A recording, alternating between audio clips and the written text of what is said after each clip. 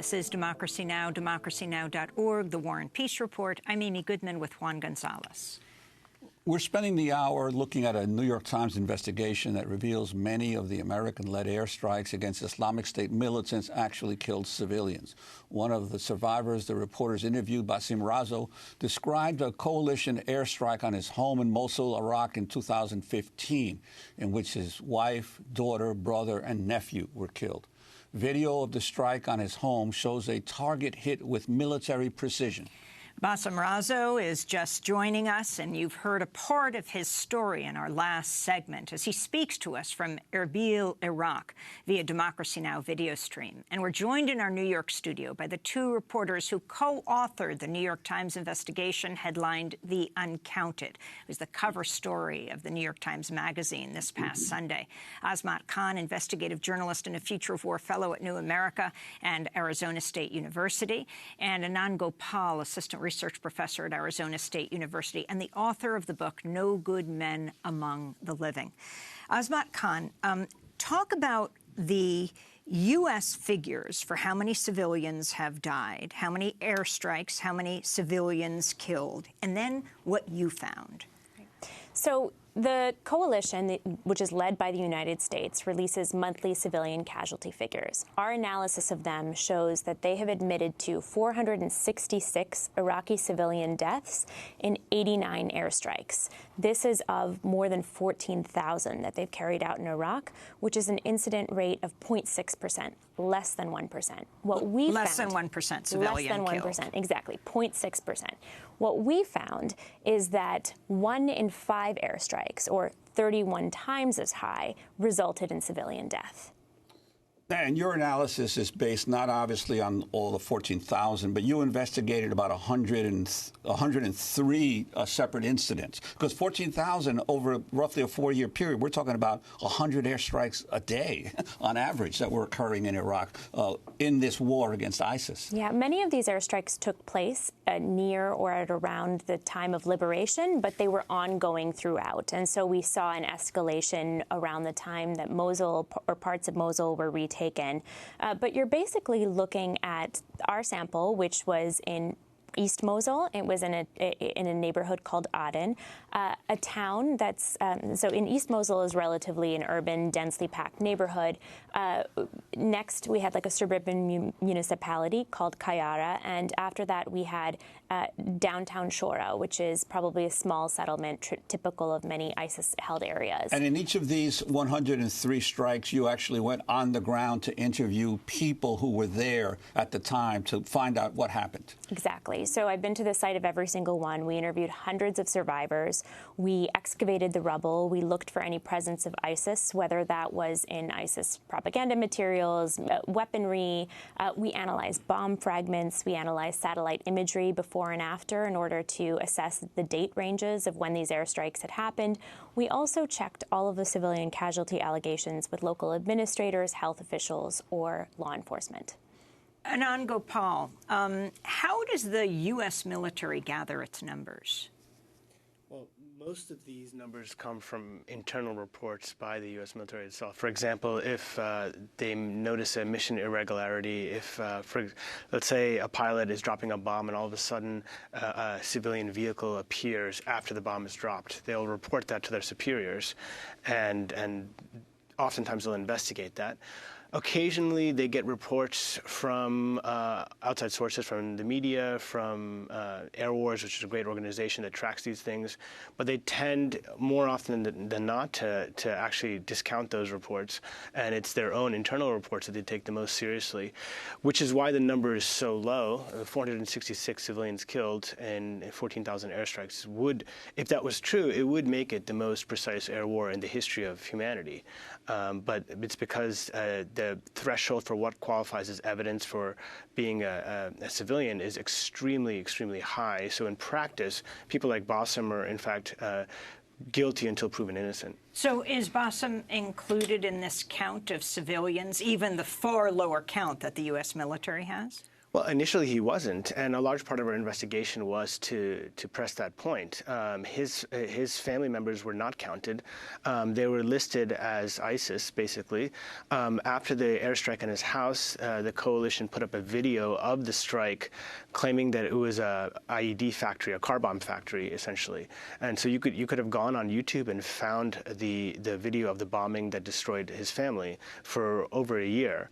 And it was only after we found this and sort of showed this to the coalition that they kind of took it off YouTube, and eventually, after a long process of hundreds of emails and back and forth, did they admit that they killed his family and that they were civilians, and they were eventually added to the count. So today they're part of the count, but they hadn't been for many years. Now, this issue of the preciseness of these strikes, which the military is always touting, that they hit exactly what they're looking for. Your report suggests that the problem is not so much in the munitions themselves, but in the intelligence of what are the targets that they actually strike, that is faulty intelligence. Could you talk about that?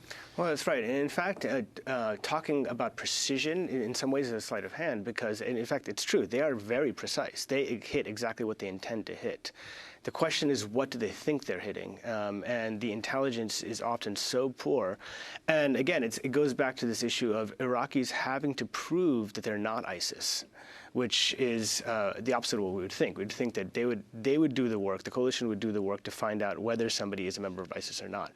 Essentially, they assume people are ISIS until proven otherwise, and that's what leads to this extremely high count. Bassem Razzo, I wanted to go back to you. Now you're in Erbil. Your home is in Mosul. You went to Western Michigan University in Michigan, here in the United States. Yes, I was at Western Michigan. I graduated in 1988 in a degree with industrial engineering, BSc. And you traveled with your wife in a sort of love journey across the country. Yeah, that was in 1982 when she joined me. And we went for like a honeymoon for about 40 days around the United States in my car. So you moved home to Mosul. Your family was killed in 2015. And what has been your interaction with the U.S. military? Well, first, when I was in Turkey for my operation, I received a text on my Viber from the American embassy in Baghdad saying that they would like to contact me. And I texted them back. I told them I was in Turkey and I will get in touch with them as soon as I'm back in Baghdad. I returned late about December, and then I texted them, and then they gave me an appointment to meet with them in February. That's when I visited the American consulate in Baghdad, and I had gathered some report. I wrote down the report. I gathered some pictures, some aerial shots of my farm, and then I went to the embassy. I submitted the report to them, and the woman who interviewed me, she told me that they will have to make sure that my allegations were right, and that they will pass my information to the DOD for verification. And then I never heard from them for like 2 months. I emailed them back, and the lady said, we still have not heard anything from them.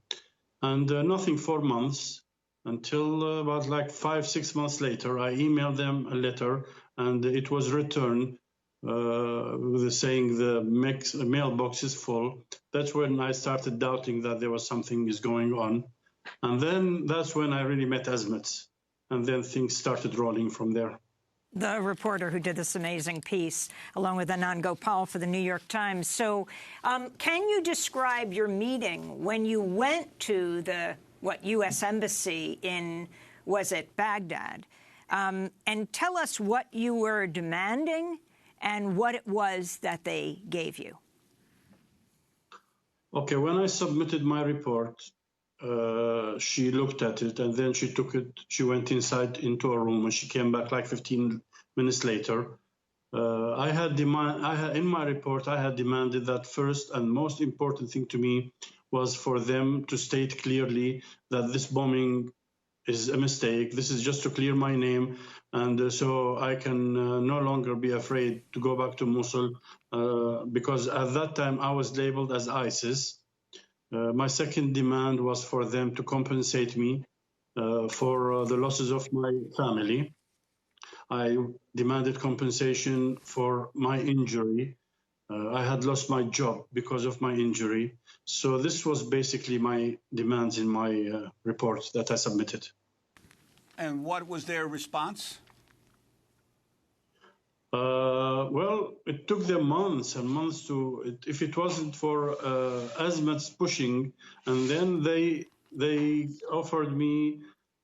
First, they admitted that the bombing was done by mistake, but this took months and months of emails back and forth. They still have not provided me with a clear letter saying that the bombing was done by mistake. And then they gave me an appointment to meet in Erbil to offer me a payment. They call it Solashia payment. When I met with them at Erbil airport, this lady lawyer, she expressed her sorrow and deepest sympathy to my accident.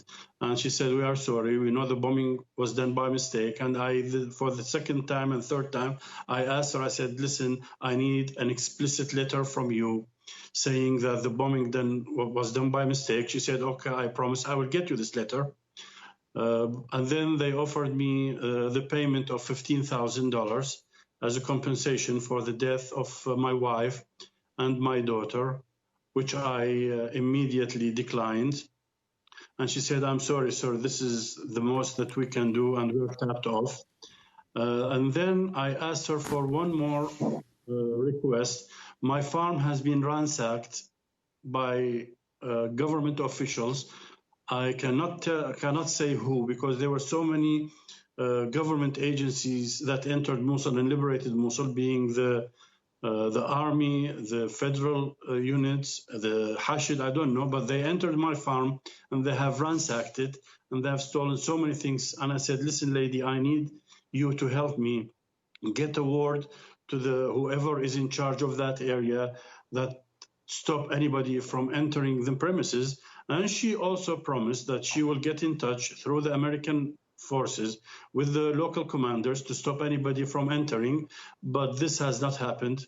Actually, till about 3 weeks ago, they have entered the premises again, and they have stolen more material from a storage that we have. So they have not offered me anything till now. I wanted to ask Azmat Khan, this is a family that's a professional family, well-educated, was relatively middle class, and there are many others who are victims who are not so fortunate and don't have the ability to really confront the coalition. You talk about one case in April of 2015 where 18 civilians were killed, and where the coalition is still saying there's insufficient evidence that any civilians were killed in that attack. What is happening with all these other cases? Right. That particular incident was an electrical substation in East Mosul, for which there was ample evidence of online. When I went on the ground and interviewed people, dozens of people, they said, "Just go online, you'll find the videos." And I did. They showed children who were maimed and hurt. Some of their legs were blown off. These young children, boys and girls, there's no doubt about whether or not they are civilians. And so this was readily available to the coalition. But in the coalition's own assessment of this incident, they concluded there was insufficient evidence. Now, to speak to this excellent point about how so many survivors that I've met really don't have the resources or access or networks in the way that Bassem did to, for example, arrange an appointment at the U.S. Embassy in Baghdad. What I found repeatedly were people who couldn't even afford to rebuild their homes, some people who couldn't afford to even seek necessary medical treatment. One family in Mosul had 3 injured. They'd lost eight individuals in an airstrike in last November in East Mosul. And what they told me was that we're still injured, and the women, they took me to a room in the back, and one woman revealed her headscarf and pulled open a cap, and you could actually see the skull on her you could see the skull visible from the top. Another woman, her hand... She'd had no medical treatment since... She'd had no medical treatment. They needed really expensive surgeries. And when, ultimately what we did is we provided all of the coordinates of these airstrikes to both the coalition and to the U.S. Air Force after we had visited the base in Qatar, where many of these aircraft take off from. What they told us in the case of, for example, the incident I just described to you with these injured women who could not afford medical treatment was that in that case they had conducted an airstrike just meters away on that day. So this is very likely a coalition airstrike, and these individuals, who often don't even have cell phones that are working all of the time, have very little means and access. And we've now turned over all of those allegations that were close to where the coalition reported coordinates to us, and we're waiting to hear a response to them about whether or not they're even going to investigate them. And Asma, when you went, when Bassem went to the U.S. Lawyer, and he laid out, all he'd lost. This is outside of the agony of the loss of his family, his wife, his daughter, his nephew, deeply close to him, and his brother next door. Talked about what the houses are worth. He owns a downtown building in Mosul, said something like $500,000. And then they said altogether $15,000 if he signs on the dotted line. How common is this? And I mean, he's talking about even this wouldn't have happened, though he's not gotten a letter that he's not part of ISIS, even if they say it to him privately. How typical is this? So this is one of two condolence payment offers that have been offered in this entire anti-ISIS air war. So since August 2014, and some 27,000 airstrikes in both Iraq and Syria, this is one of two offers. This is the only offer that was made for a civilian death. The other offer that was made was for damage to a car in a separate airstrike, but not for a civil. And so Bassem... How much has been allocated? So every year for the last 2 years, Congress has authorized $5 million in funds to be used for payments like these. There have only been 2 offers made. Bassem is the only offer for a civilian death that has been made during that time. And in this case, the $15,000, just to give you a sense, it was for his wife and daughter only. That is even higher than what they ordinarily offer, which is usually capped at $2,500 per death. Did it have something to do with you being there? Actually, Anand was actually in the meeting with them. Anand, describe that meeting and your participation in it. Yeah, I went with Bassem to the meeting at Erbil Airport, and we didn't exactly know how much they would offer, although we expected that it's not going to be high. And in the meeting, the JAG officials explained that the offer they were going to make wasn't a offer of compensation, but of condolence. And it was an important difference because the U.S. military is not in the business of compensating civilians who've lost things, because, of course, the problem is from their perspective, if they feel they start compensating people for what they've lost, then they're going to start having to pay out hundreds of millions of dollars, and it would impede their very ability to wage a war. So instead, it's an offer of condolence, ultimately with the idea of not having Iraqis upset at them. That's the purpose, yeah. What's been the reaction by the U.S. military, by the coalition, since your article came out? Well, almost nothing, actually. We've been waiting to hear something from them. We gave them all of our essential findings way before the article was published, 3 or 4 weeks before, and asked them for comment on each specific individual allegation that was made in the piece, and we haven't heard a thing. We're going to break and then come back to this discussion. Our guests are Asma Khan and Anand Gopal, co-authors of the New York Times Magazine cover story called The Uncounted. Bassem Razzo is joining us from Erbil, Iraq, who lost his wife, daughter, brother, and nephew during a U.S. airstrike on his home in Mosul, Iraq, in 2015. We'll be back with them in a moment. Is democracy titled The Uncounted. Asma Khan is an investigative journalist and a Future of War Fellow at New America and Arizona State University. And Anand Gopal is an assistant research professor at Arizona State University and the author of No Good Men Among the Living. Also with us is Bassem Razzo in Erbil, Iraq, via Democracy Now! Video stream. Bassem Razzo, I'd like to begin with you. In our headlines today, we talked about and I understand that he is in the dark right now because the electricity has gone out in his city, but his line is still working with us. I'd like to ask you, in our headlines, we reported that the United States is going to end up spending trillions of dollars just in interest on all of over the next decades, on all of the military interventions in Iraq and Syria. I'm wondering, when you hear this enormous amount of funds, and yet you find that you are one of the few people, civilians who suffered from a U.S. airstrike that's actually been offered any kind of payment. Your reaction when you hear there's enormous sum spent and yet so little that the United States is setting aside for the victims of its mistaken attacks? I think his light has just come on. Yes, it just come on. Well, really, it's very upsetting because actually the first time I heard that the civilian life of an Iraqi killed was $2,500, which was really, really upsetting. I felt it was degrading. And I talked to one person. I said, how would you feel? Like if you are in an airplane accident in the United States and you lost somebody you love life, and the airline will give you $2,500 for it. He said, I would be outraged. I said, how do you think I feel? My wife, daughter, brother, and nephew were killed by an airstrike. They were innocent civilians, and now they offered me $15,000 for two people. I was outraged really by this amount. Very, very upset. Anand Gopal, can you talk about the effect of this on Iraq? The far greater number of civilians killed than the U.S. is willing to admit as it says it is routing out ISIS, the so-called Islamic State. Yeah, the U.S. has effectively defeated ISIS, but at the cost of destroying whole cities and leaving thousands, if not tens of thousands of families completely broken. Mosul is an example in which at least half of the city of Mosul is nearly in rubble.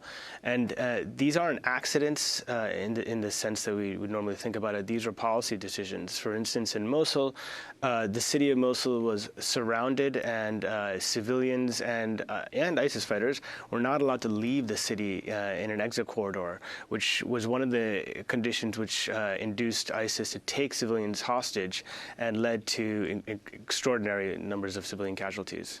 And Asma, you mentioned that your study area was East Mosul, but really some of the worst damage was in West Mosul, and you think that the casualty figures may actually be much higher than even your study shows. Yes, not just because we didn't include West Mosul, but also because these airstrikes that we were surveying, the 103 in that sample, occurred before a rule change that started last December under President Obama that authorized more ground commanders to be able to call in and approve airstrikes.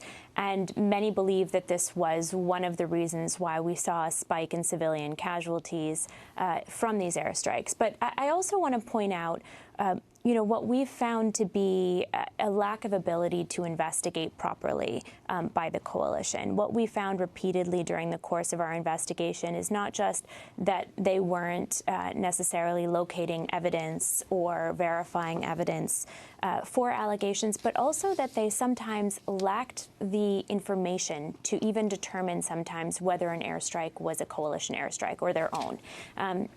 In the 103 coordinates and even more than that we passed on, we were told sometimes that, listen, this particular airstrike was not us. It's unlikely to be us. The nearest airstrike we carried out was as far as 600 meters away.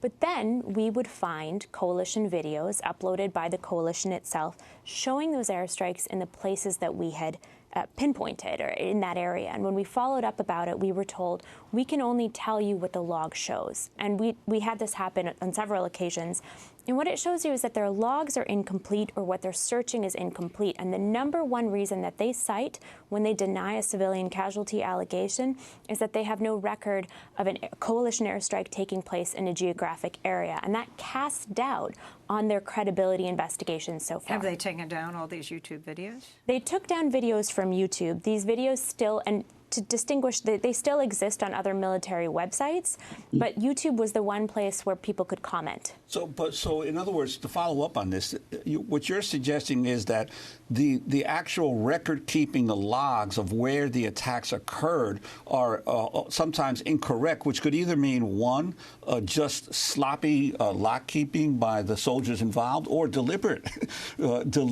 reports of the wrong coordinates for an attack.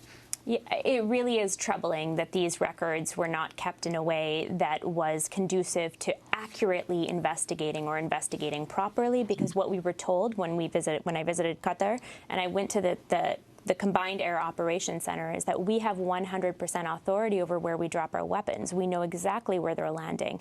And that turned out in some cases not to be true. The U.S. military says it's the most precise war and targeting that they've ever engaged in. We only have a minute, and we want to give that minute to the focus of your story, though you tell many, as we talk about what has happened to Bassem Razzo. Your final comment, your message to the world, Bassem.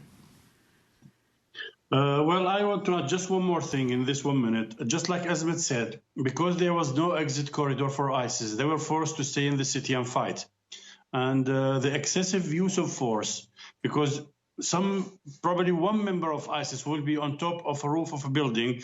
Just remember Azmat, the guy we met from a Layla family. There were 2 members, ISIS on his roof, and the whole house was bombed. This was excessive use of force. My friends in Mosul told me of really precision bombing on small cars, and only the car will be hit. But when you we have 10 seconds. To kill one person, you demolish a whole house. This is really terrible.